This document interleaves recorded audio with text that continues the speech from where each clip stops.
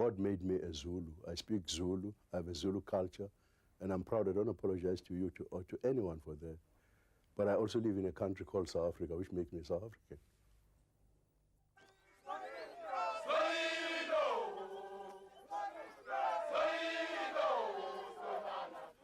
Once a year, South African Zulus commemorate their illustrious forefather, King Shaka, a major political event in KwaZulu-Natal province.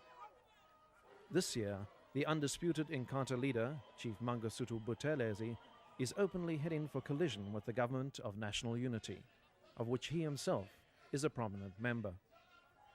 He wants to rule the province single-handed and demands no less than the restoration of an autonomous Zulu kingdom.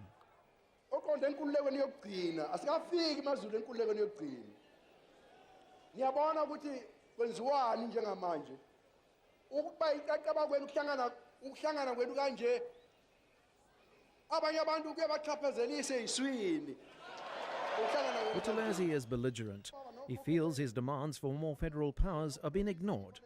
The last-minute concession from Nelson Mandela and former President de Klerk agreeing to Inkatha's demands for international mediation, thus ensuring their participation in last year's general election, never materialized. A solution now seems even more unlikely than ever before. KwaZulu-Natal is on the verge of a civil war.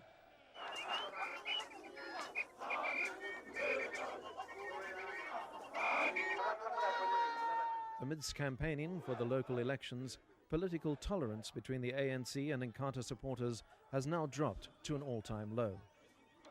Intimidation and terror reigns in the province, despite reinforcements of the national security forces sent by Pretoria to end the violence. We have, all of us, to develop a culture of tolerance, and we have to sit around the table and talk about our problems. But a question of using arms to intimidate my people. My people are not, they come from a warrior stock.